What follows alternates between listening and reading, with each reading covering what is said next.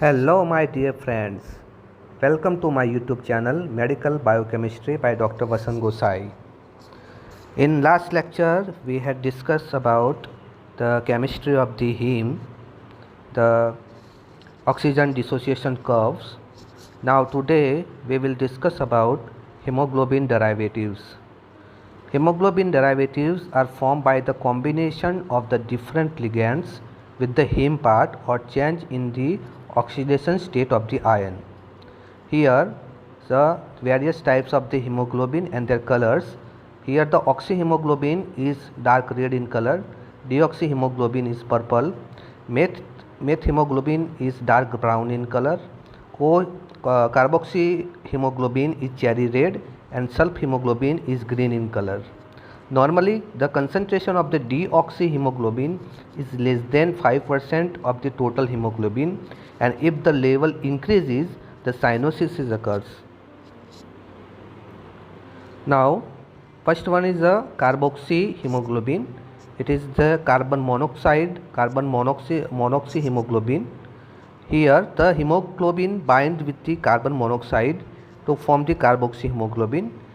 The affinity of the carboxyhemoglobin, carbon monoxide, here the affinity of the carbon monoxide to hemoglobin is 200 times more than that of the oxygen, and it is then unsuitable for the oxygen transport.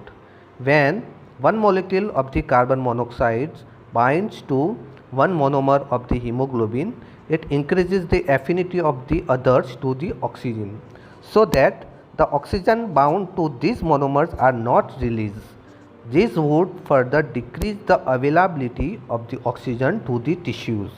So, in carbon monoxide poisoning, carbon monoxide is the colorless, odorless and tasteless gas and generated by the incomplete combustions of combustions. Okay.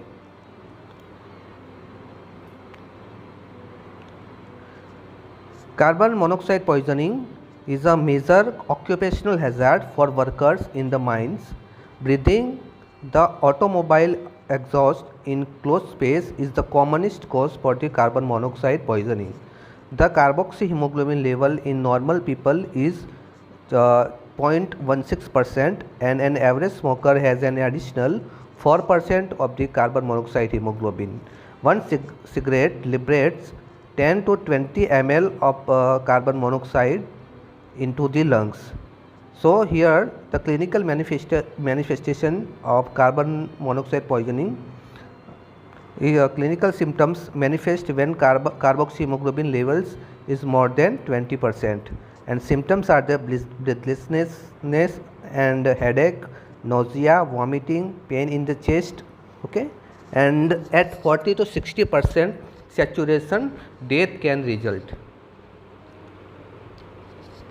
Administration of the oxygen is the treatment of this condition, and in severe cases oxygen under high pressure, it is called hyperbaric oxygen, is helpful in these conditions. The absorption bands of the carboxyhemoglobin is similar to the oxyhemoglobin, but on adding a reducing agent like sodium dithionate, it fails to convert carboxyhemoglobin to deoxyhemoglobins, whereas oxyhemoglobin is converted. Now, second type is the methemoglobin. Methemoglobin means when the ferrous ion is oxidized to the ferric state, the methemoglobin is then formed. Here, the small quantities of the methemoglobin is formed in RBCs are readily reduced back to the ferrous form. About 75% of reducing activity is due to the enzyme system using the NADH and cytochrome B5.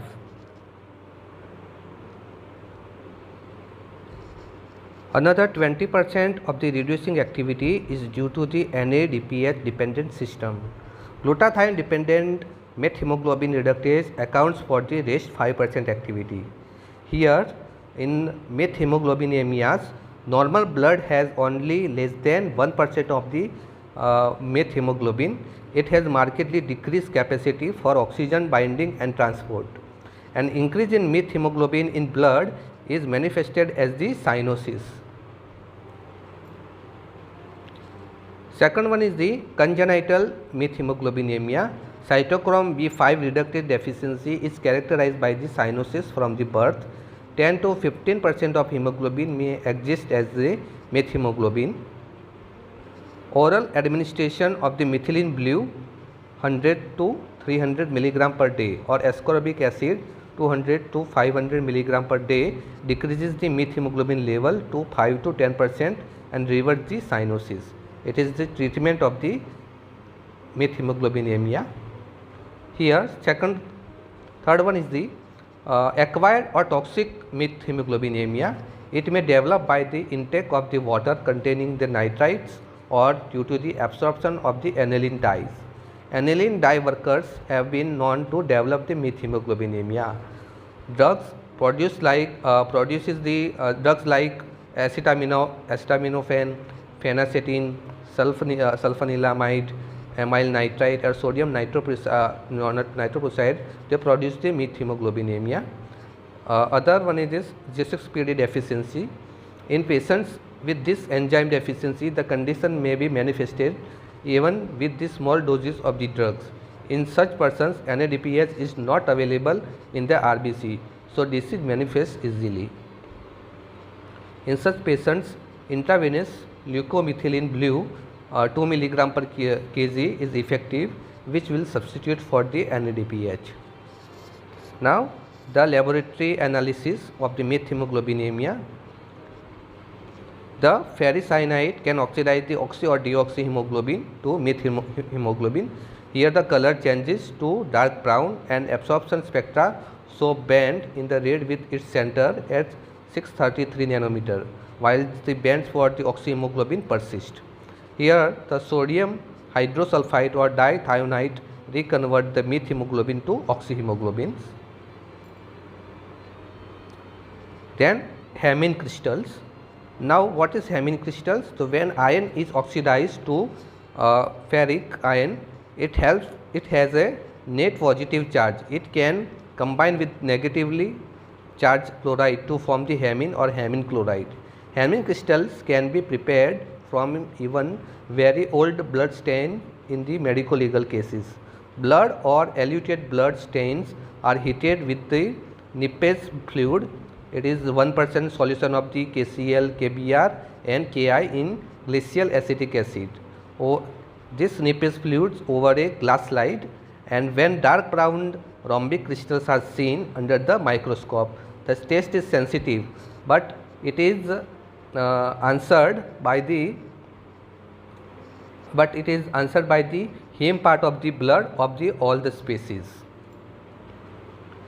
Then fourth one is the sulfhemoglobinemia. When hydrogen sulfide act on the oxyhemoglobin, sulfhemoglobin is produced. It can occur in people taking drugs like sulfonamides, phenacetin, acetanilide, adapsone, etc. It cannot be converted back to the oxyhemoglobin, and it is seen as a basophilic stippling of the RBCs. It is dot-like structure on the RBCs throughout its lifespan. Now, we will discuss about the hemoglobinopathies, the hemoglobin variants. In human, the alpha chain genes are located on the chromosome number 16 and beta type genes are located in the chromosome number 11. Here in hemoglobinopathies, the hundreds of hemoglobin variants leading to hemoglobinopathies have been discovered. The variants may be either alpha chain varieties or beta chain varieties, and rarely gamma and delta chain variants have also been described.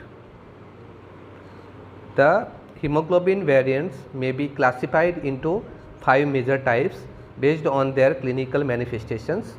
First one is the sickle syndrome. Sickle syndrome divided into 2 parts, sickle cell trait and sickle cell diseases with the SS, SC, SD, okay, and S beta thalassemia. Then second one is the unstable HBS. Then third one is the HBS with abnormal oxygen affinity, okay. Then fourth one is the structural variations leading to the thalassemia, and it divided into 2 parts, alpha thalassemia, beta thalassemia, okay. Then fifth one is the non-symptomatic HB variants with HB variants divided into HBP, Q, HBN, HBJ, etc. Now first is hemoglobin S, the sickle cell HB or HBS. Out of the many hemoglobin variants, HBS constitutes the most common variety in the worldwide, and in 1949 the Linus Pauling established that a hemoglobin with abnormal electrophoretic mobility is responsible for the sickling disease. Now, what is sickle cell disease? So, in sickle cell disease, the glutamic acid in 6th position of the beta chain of HbA is changed to the valine in HbS. This single amino acid substitutions leads to the polymerization of the hemoglobin molecule inside the RBCs, and this causes the distortion of the cell into the sickle shape. The substitutions of the hydrophilic glutamic acid by the hydrophobic valine causes a localized stickiness on the surface of the molecules, and the deoxygenated HbS may be depicted with a protrusion on one side. एक side पे protrusion हो जाएगा, ठीक है, and A cavity on other side, और दूसरी side पे cavity जैसा बन जाएगा. सो दैट इट्स मतलब एक सिकल टाइप का एक स्ट्रक्चर बनेगा, sickle type, so that many molecules can adhere and polymerize.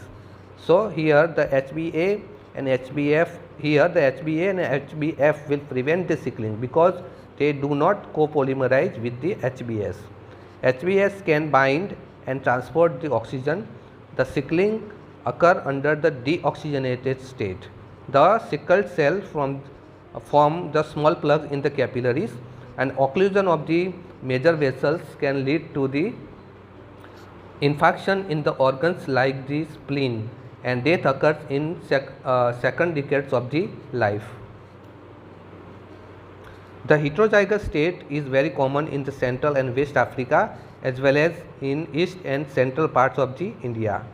The tribals all over India show an increased incidence of the SS and AS, the sickle cell disease and sickle cell trait.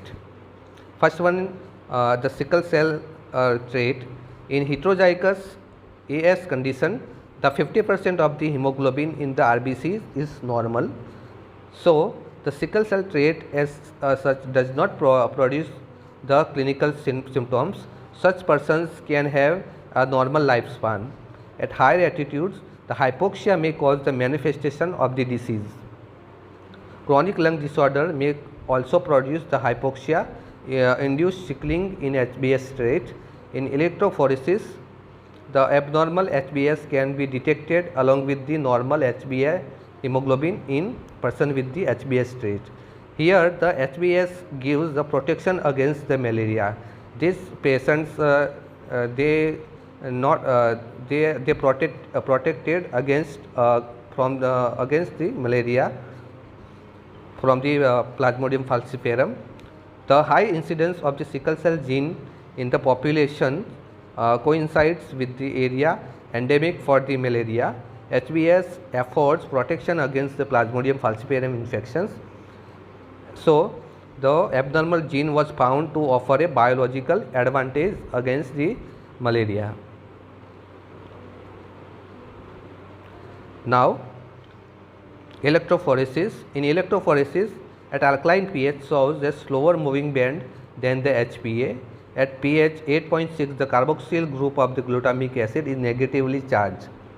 So, the lack of this charge on HbS makes it less negatively charged and decrease the electrophoretic mobility towards the positive pole.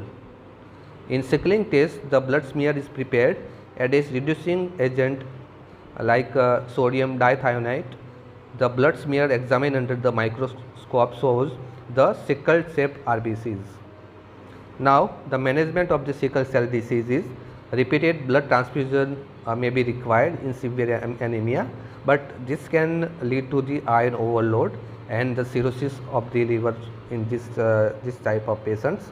So here the treatment with anti-sickling agents like urea cyanate and aspirin, they interfere with the polymerizations are tried. Sodium butyrate will induce the HbF production with clinical improvement.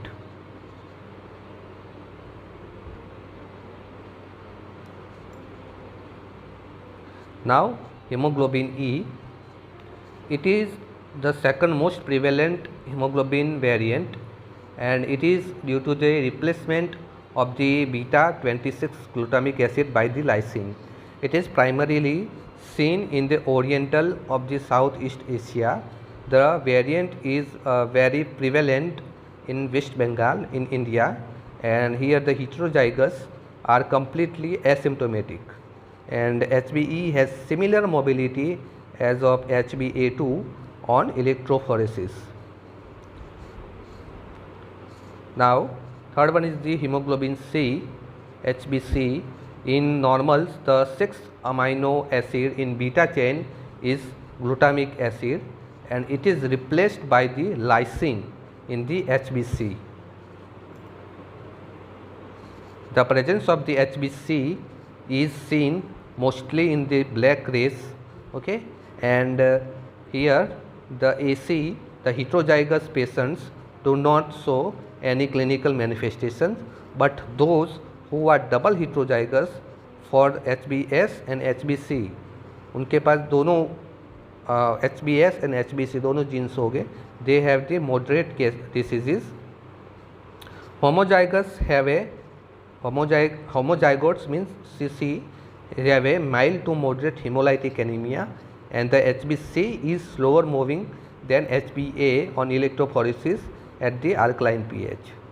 Then hemoglobin D. Now in hemoglobin D, it does not produce the sickling. The HbD Punjab results from the replacement of the beta 121 glutamic acid by glutamine. Okay. HbD migrates similar to HbS on electrophoresis. Here the HbSD disease is a severe condition. HbD Punjab is the commonest Hb variety seen in the Punjabi populations. Then fifth one is the M hemoglobin, HbM, and these are the group of the variants where the substitutions occurs in the proximal or distal histidine residues of the alpha and beta chains. Here in alpha chain 58 histidine molecule is histidine amino acid is replaced by the tyrosine, and beta chain 92 histidine is replaced by substitution by the tyrosine. Okay. So as a result, the heme has a tendency to get oxidized to hemine and forming the methemoglobin. Oxygen binding capacity is decreased, and this would result in the cyanosis.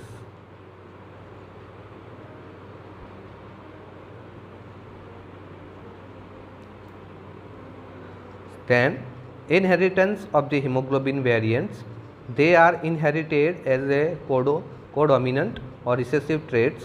One beta chain gene is inherited from the each parent.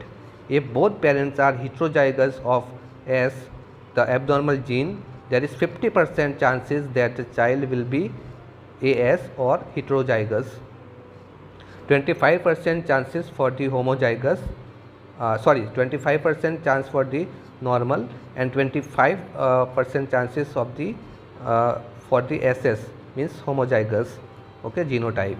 If the genotype is SS homozygous, all the hemoglobin molecules produced are the abnormal and the disease is manifested. If one parent is heterozygous for HbS and another for the C or beta thalassemia, 25% chances are that the child will be a double heterozygous. An individual inherits only 2 beta chain genes, but 4 alpha chain genes are inherited. So the alpha chain variants constitutes only 25% of the total hemoglobin in circulation and are less likely to produce impairment of red cell function. Thus, beta chain disease is more common and more severe than the alpha chain disease. Thank you.